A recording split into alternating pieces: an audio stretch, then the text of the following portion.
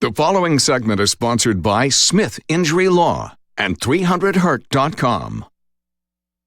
Over the last few weeks, we've been breaking down some of the information in the book, 10 Critical Mistakes to Avoid If You're Injured in a Car Wreck. Author of that book, Richard Smith of Smith Injury Law, is with us this morning. Hi, Richard. Hello, Margaret.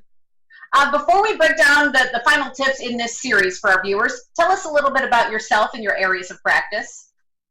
Well, I've been practicing personal injury law for over 30 years. It's Smith Injury Law. I've got a partner, Scott Becky, who also practices with me. He's been practicing about 25 years.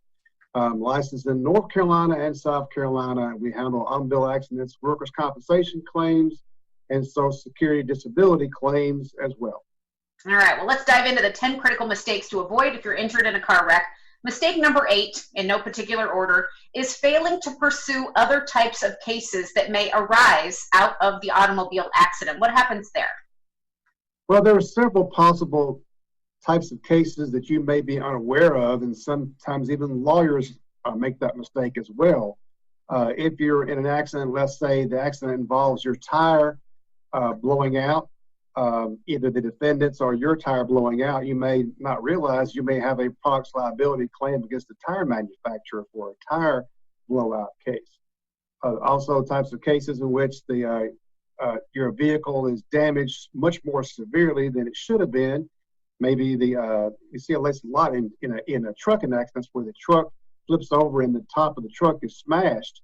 It's not supposed to do that. So that's a crash worthiness case. And there's also other types of claims as well. One of the common ones is workers' comp claims. If you're on the job when you're in a car accident, even though it's somebody else's fault, you have a workers' comp claim and a third-party liability claim. And you have to handle them the right way, or you end up waiving one of those cases.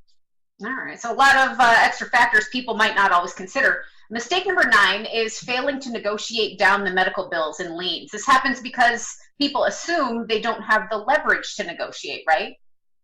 That's true, and oftentimes that is true. I mean, that's why you have an attorney who does have the leverage.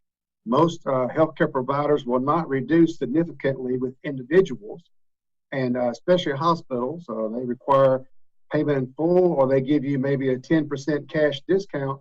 But oftentimes, especially in a case where you don't have a lot of insurance coverage and you have a lot of damages, the attorney can do a lot to negotiate those bills down to where you end up clearing more money than you would have had you simply tried to handle the case on your own.